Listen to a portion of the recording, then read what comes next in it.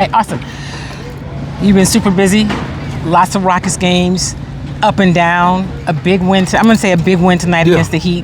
What are you seeing about this Houston Rocket team in terms of as they wind down the regular season? I think the most important thing that they're doing is learning lessons. I think tonight against a Miami Heat team that's caused a lot of teams trouble with their zone and their different defensive schemes, they put the Rockets in a spot that they've been before. We've seen them at times struggle to execute against these rotating, aggressive, physical defenses, and putting trust in guys like Sheppard, guys like Amen Thompson, obviously with Kevin Durant's night being the big backdrop, but understanding that this is still a game that you have to win in order to, move yourself one step closer to the playoffs.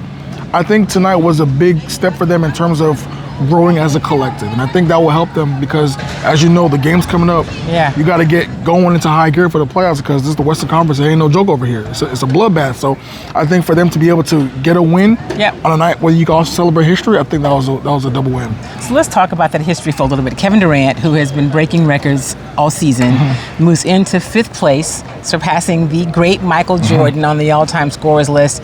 How big of a deal is that in 2026? I mean, I think sometimes because we see him do so much, we forget how big of a deal what he is doing is. That's a huge deal. We're talking about somebody who is the top 5 scorers in NBA history. That means the hundreds of thousands of players that have come through the ranks and have tried to put together successful careers. There is only one top 5 list. And now Kevin Durant's name is on that list. So I think we get so caught up in social media and the whirlwind of the NBA that we oftentimes put that on the back burner. But these are players that are been in the league for 15, 17, 20 years. They're still at the top of their game. That should be celebrated. And I think, speaking to Kevin and you being around him, you understand that he loves the game. And he thinks the game at such a high level. And he respects the game. And he respects the game that's really cool about and the history that it behooves. And it's like you feel good for him because you understand or you can see the work he puts into it and the output that comes out of it, and just understanding how much he pours into basketball and his teammates and trying to win at a high level while still keeping that burning spirit alive at 37 is remarkable to see. Remarkable. So now let's go back to this Houston Rockets team. Last year they finished 2nd in the West. It didn't really feel like it, right? It was 2nd, but it was, they lost in the first round. Right now, that 3 to 6 spot in the West, it fluctuates. It's like a game and a half or 2 to separate everybody. We know it's about matchups, right? But what do you think the ceiling is for this Rockets team? I mean, I hate to, predict it now, but how good can they be in postseason? They can be really good. It's just going to come down to their confidence level. I think we saw last year they looked shaken at times against Golden State. The old foe, the familiar rivalry. PTSD, right? Those of us who've covered the Rockets and the Warriors. And just being a young team against older, experienced champions. Right. That kind of was a deer in the headlights kind of moment. Now you bring in Kevin Durant, you have guys like Reed and Amen, especially who didn't really play last year that much, especially in the playoffs. Now playing a major role, adding a different level of shooting, adding a different level of playmaking to this team that's been much needed in the wake of Fred VanVleet's season-ending injury. You really, as long as the Rockets can sustain that defensive intensity, I think adding Kevin Durant is the one thing that you can't really account for until you get to the playoffs. Yeah, I think that's key. I think we just don't know. I think those of us who saw this team the last couple of years kind of got enamored with their defensive edge and intensity. It was fun to watch. And it's also, I think it's Ime Udoka's comfort zone. So I think it's fair to say that he's had to grow some this year in terms of figuring out how to use this lineup and see Reed growing and Amen growing. And like they all talk, Aaron Holiday, who I like a lot, right? Who may not play for games, but he comes in and gives you what you need. So figuring out how to use people, and they're still figuring it out. So I can't count them out yet. And maybe a month ago I was like, no shot. Right? Because I think we've seen some things that are different, and it has been fun to watch the development of Reed and Amen in the backcourt.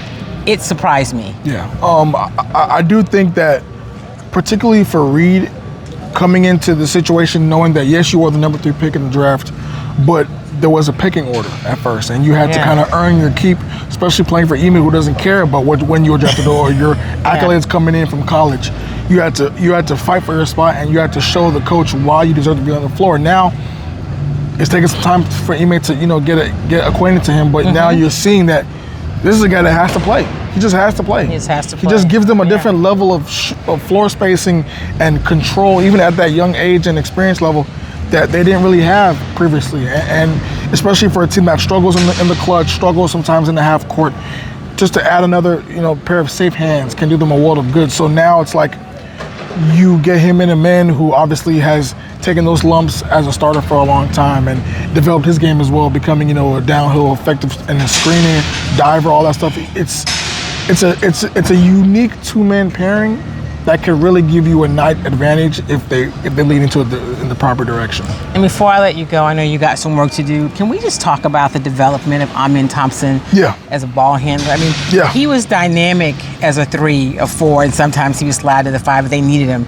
He was a wing player, and that's when we just saw him do amazing highlight reel things. But this year, they've needed him to do something different, and he has grown and evolved into that. And that's been fun to watch. Yeah, playing point guard is tough. It's tough. And especially at this level where you can see maybe 5 or 6 different defenses on one given night. Yeah. And, when you are also becoming a better shooter, you're trying to improve that part of your game as well. Trying to find that balance between creating for yourself and your teammates can be difficult. But credit to Amen, he's a tireless worker, he's a phenomenal individual, and he attacks the game with a relentless passion that is very much addicting if you're watching around him. So I do think that development and the trust that Ime has given him and his teammates, that's been the catalyst for why he's been so successful in this role. And he's still learning. Like, he's not a finished product. He's only 21 years old. So he's still a kid. So it's like, who knows what he'll look like in a year's time, 2 years' time. Like, this is a phenomenal talent right now who's only going to get better. This is, speaking of phenomenal talent, I have one here in Kelly Iko, the NBA writer who does a lot of Rocket stuff for Yahoo Sports. Congratulations on that. How's this first year with Yahoo been for you? It's amazing. It's amazing. Blessed to be given this opportunity to be on a national platform and really dive into all 30 markets and just be able to show the world what I can do. Because, I've always wanted that opportunity, and Yahoo gave it to me, and I'm forever grateful for them. Awesome. Thank you. Thank you. We'll see you next time.